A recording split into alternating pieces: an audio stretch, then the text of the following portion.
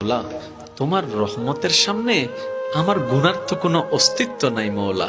আমার গুনাহ না হয় পাহাড় পরিমাণ হবে, বেশি থেকে বেশি আসমান পরিমাণ হবে, না হয় পুরা পৃথিবী পরিমাণ হবে। তোমার রহমত তো অগণিত, তোমার রহমত তো অসীম, তোমার রহমত তো আনলিমিটেড।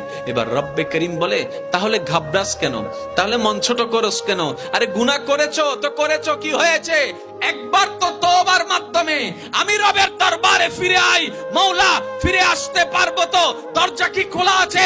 রব্বে করিম বলে, মরণের আগ পর্যন্ত, কিয়ামতের আগ পর্যন্ত, সূর্য পশ্চিম আকাশে ওঠার আগ পর্যন্ত দরজা খোলা আছে, দরজা খোলা আছে, দরজা খোলা আছে। এবার বান্দা বলে, মৌলা 24টা ঘন্টার কোন টাইমে আসলে সেই দরজা খোলা পাবো? রব্বে করিম বলে, আরে ব্যাংকের দরজা খোলা থাকে নির্দিষ্ট সময়ে, অফিস আদালতের দরজা খোলা থাকে নির্দিষ্ট সময়ে, এমনকি ঘরের দরজাও খোলা থাকে নির্দিষ্ট সময়ে, এর বাইরে যাই না। কিন্তু তোর রবের দরবার এমন একটা দরবার, 24টা ঘন্টার যেই কোনো মুহূর্তে তুই আসবি, তোর রবের দরবার তোর জন্য খোলা থাকবে। সুবহানাল্লাহ।